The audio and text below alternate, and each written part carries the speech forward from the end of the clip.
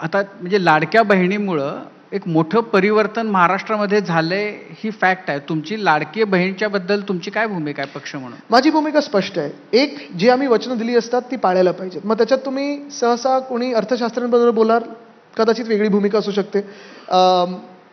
Economics हे वेगळं चालतं, सरकार हे वेगळं चालतं, हे नेहमीच आहे.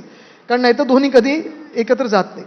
पण हे जरी असलं, तुम्ही ज्या मुद्द्यावर निवडणुका जिंकतायत, एक वेगळी कातडी लागते तुम्हाला, की तेच मुद्दे नंतर तुम्ही कचऱ्याच्या टोपीत टाकायचे.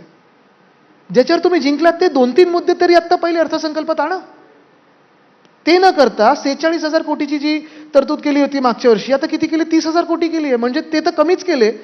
त्याच्यात आता कपात लागली, पूर्ण कट लावायला लागले. ते यादीतच 10 लाख बहिणी मला वाटतं कमी केले त्याच्यात, की जास्तीच.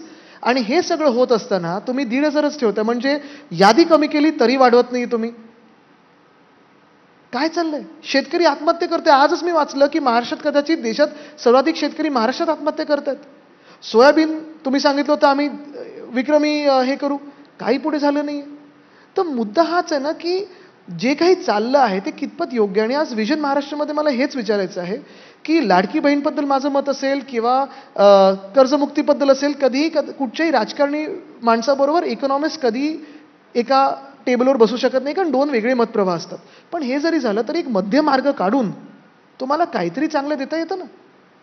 पण मग जेव्हा तुम्ही वारंवार आम्ही तर सांगितलं 3,000 देऊ. बरं लाडका भाऊ तिथे योजनाच बंद केली.